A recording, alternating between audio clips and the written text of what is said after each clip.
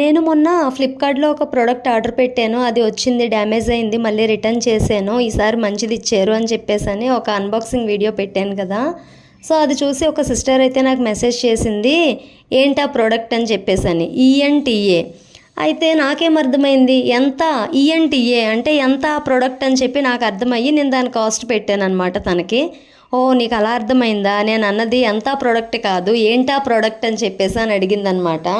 So ఆ రోజు నుంచి నేను ఓపెన్ చేద్దాం అనుకుంటున్నాను, ఏదో ఒక పనుండి కుదరలేదు. ఇంక ఇవాళ ముహూర్తం కుదిరిందనమాట.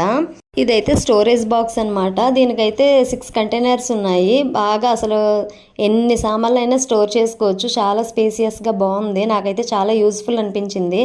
ఎందుకంటే మనం బ్యూటీ ప్రోడక్ట్స్ కానీ లేదా పూజా సామాగ్రి కానీ మనం ఏదైనా బయట ఎక్కువ శాతం ఉండిపోతూ ఉంటాయి కదా, ఇంకా అక్కడ ప్లేస్ లేని వాళ్ళకి. ఇంకా నాకు అలా ప్లేస్ లేదనమాట పెట్టుకోవటానికి. నేనైతే పూజా సామాగ్రి పెట్టేసుకున్నాను.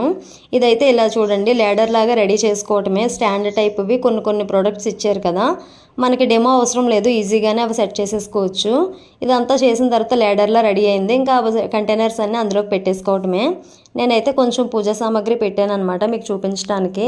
నాకైతే చాలా మిగిలిపోయింది, ఇంకా ఐటమ్స్ పెట్టాలి. జస్ట్ మీకు చూపిద్దామని కొన్ని పెట్టాను. ఎలా ఉందో కామెంట్ చేయండి. వీడియో నచ్చితే ప్లీజ్ సబ్స్క్రైబ్. బాయ్.